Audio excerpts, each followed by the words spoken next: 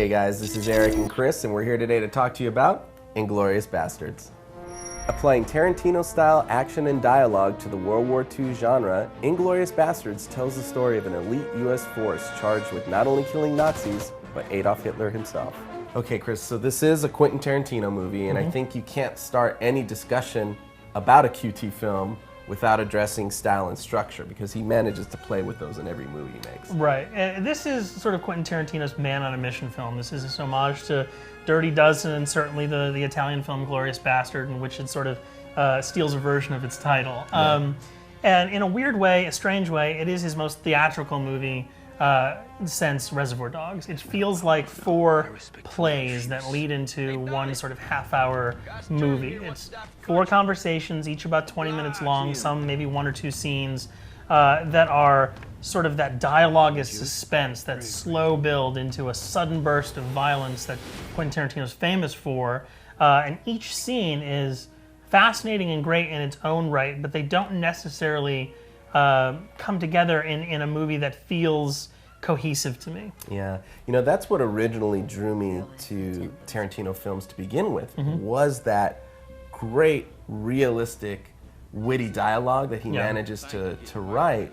However, it worked in Reservoir Dogs, it worked in Pulp Fiction. I don't think it works in every film that he makes. Yeah. I think, quite honestly, he needs to adapt his filmmaking style and approach to the particular genre he's working. Yeah, and since this is a subtitled movie, it's in German, it's in French, there's parts in English, you don't even get the advantage of that sort of hip pop culture cool that he likes to reference so much.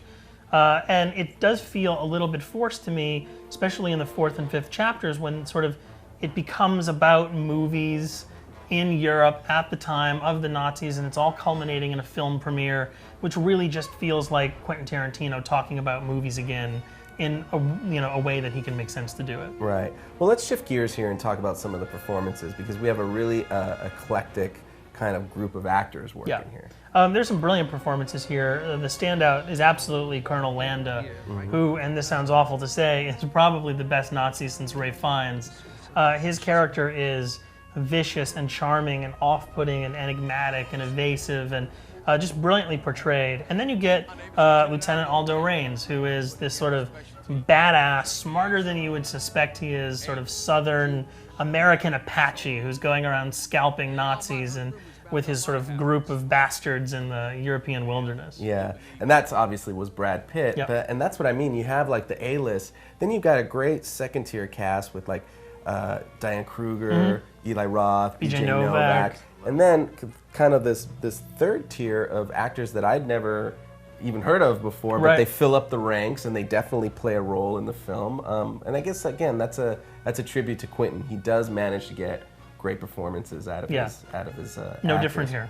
I will say this too, keep your eyes and ears open for some really cool cameos. You got some audible cameos and some guys that pop up from time to time. So why don't we get down to the brass tacks? Give us your star rating and your final thoughts. We're going to give it 3 out of 5, and that certainly doesn't mean that it's a bad movie.